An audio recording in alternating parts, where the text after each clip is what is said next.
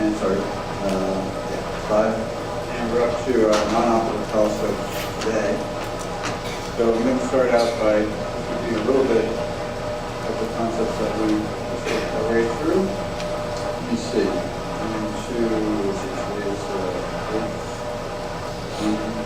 Two. So yeah, we have 2.5 weeks before next exam.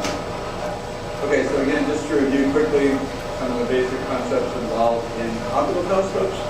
We have to be able to focus the light that's incident from a distant cosmic source. And the idea is that these sources are so far away that the radiation entering the telescope is all making parallel beams.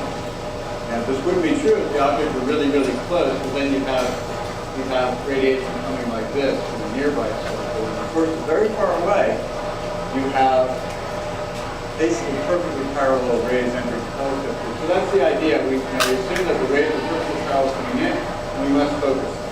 Two ways that we can accomplish that. We can either bounce off a mirror, which has a parabolic shape, or we can pass the light, of course, through a lens like you would in a camera or something like that. Either way, we focus the light to a focal point, and then we have an eyepiece that adjusts the direction so that the light enters parallel to our eye, and then we can do the image. Talking about a mirror, focal length is the distance between the focus and the mirror. And a lens, the distance between the axis of the lens and the focus is again the focal length. As I mentioned before, and as we know, when we pass light through a prism, we're going to spread the light out and form a rainbow, right? What happens when you pass light through a prism. So a glass lens, that's a single element lens, is basically just a chunk of glass that's going to act very much like a prism. Yes, it's going to focus the light because of the curvature of the lens, but it's not going to focus all of the light wavelengths to the same focal point because it basically acts like a bunch of prisms kind of glued together. All right, so we have this phenomenon called chromatic aberration, which causes us to have colored photographs kind of smeared out if we're trying to take photographs. So that's one of the issues that we addressed that was a detriment if you're thinking about using a refractor telescope. A reflector telescope doesn't have that problem. So I'm just not going to go over all that stuff in detail, but I wanted to emphasize chromatic aberration because it's a little odd. Most of the rest of these are pretty obvious things. If we're talking about using a lens, it's difficult to fabricate a very large lens because you have to actually polish it on two sides rather than one. So it's twice as much work, aside from everything else, because you have to finish two sides of the lens. Mirror only has to polish on one side. We can only support a lens on its edge, obviously, which is also the thinnest part of the lens. And this is actually the reason that we have the limit that we do on single lenses. The largest single lens telescope in the world in Wisconsin is about 40 inches in diameter. We call that aperture, same thing as diameter. And so that 40 inches is about this big or so. If you go any larger than that and you try to hold that lens by the thin edge, it just becomes brittle and it can't support the weight, it cracks and falls out. And also remember that the telescope tube is of course pointing around different points on the sky, so all the stresses on the lens are changing, and you have to be able to handle all that different possible configurations. So that's the limit. Mirrors, of course, we can support them along the entire back. So mirrors, you can basically make a mirror as large as you can polish a single piece of glass. Talk about single mirror type telescope. So basically that can be extremely large, up to 200 inches, even more in some cases. And of course, again, this problem with chromatic aberration. Mirrors do not have that problem at all because the light actually doesn't penetrate the glass, it just bounces off the reflective surface, which is usually an aluminum coating.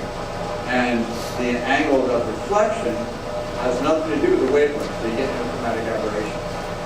Okay, again, the Palomar telescope in California. We have a Coudet feed being taken care of here. So the light comes in from the telescope, bounces off the primary mirror. Actually, it's a secondary mirror. And then a tertiary mirror here. I already went over this a little bit.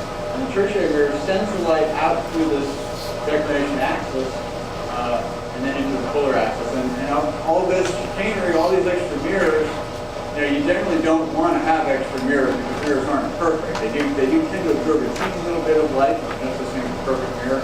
But the big advantage of bouncing the light around all these different ways and then getting it down the polar shaft is that you can then put the light through an instrument which is much too large to actually hang on the telescope. It could weigh a ton. Some kind of super cool detector or something like that. They'd have to have all kinds of auxiliary refrigerators and things. You couldn't hang it on the telescope. But you leave that in the control room, the QA room, and you pipe the light down there. And that's the whole reason for the QA type of focus. So again, this is an equatorial mount, because this axis right here is exactly parallel to the Earth's axis of rotation, the spin axis. And so when we finally look at a star, when we have a star in our field of view, we can lock this pivot right here, which is the declination axis. So we will not spin the telescope this way, it will be locked. But we will rotate it on this polar axis using a little clock drive that's actually running as a sidereal clock. And it slowly rotates this big horseshoe-shaped thing which causes the telescope to perfectly track the stellar motion due to diurnal motion. And again, that's occurring at a sidereal rate because, of course, we're trying to track a star, not the sun, or something like that. So if it's a star, then the clock drive operating on this horseshoe here must be operating at a sidereal rate. If that weren't the case, then your star would slip a little bit as you're trying to take the photograph.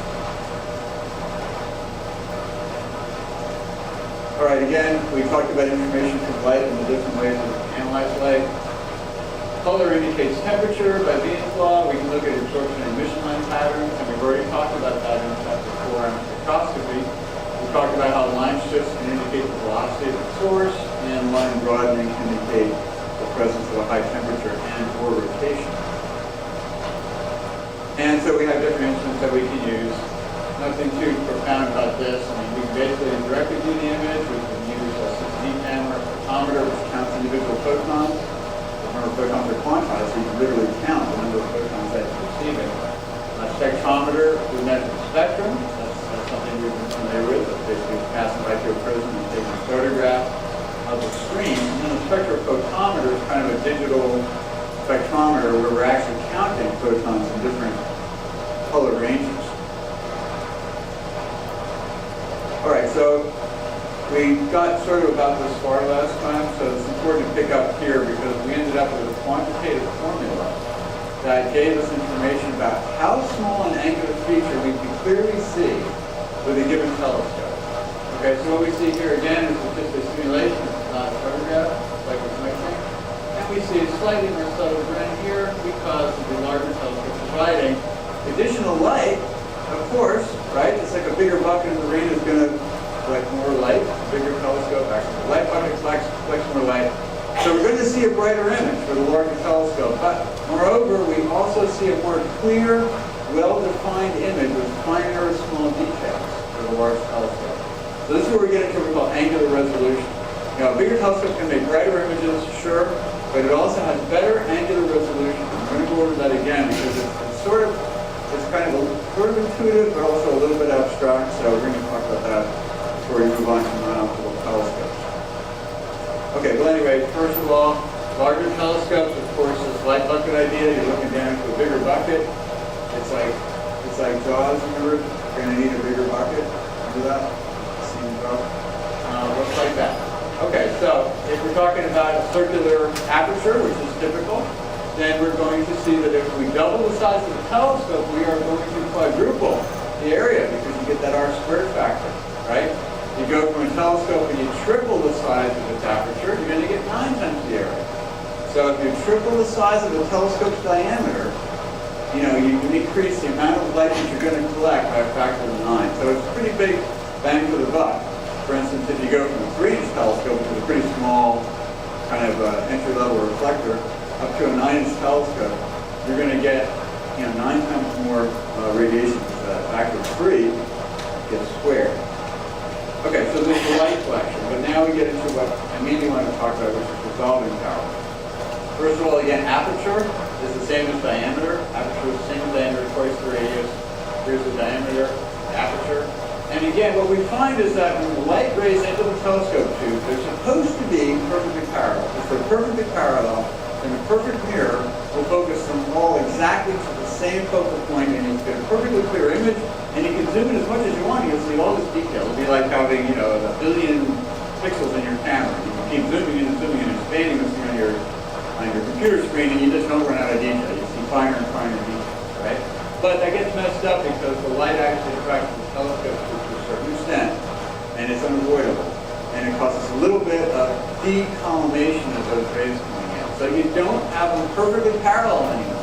And so they don't focus to exactly the same focal point. And so you get a little bit of that smearing out, which ultimately limits your ability to zoom in and see fine details. So this is the resolution. This is the fundamental reason that there's a resolution associated with the size of a telescope. And so this little angle of bending of the light that comes in here limits your ability to see fine details, and basically you can't do better than an angular size of what you're looking at.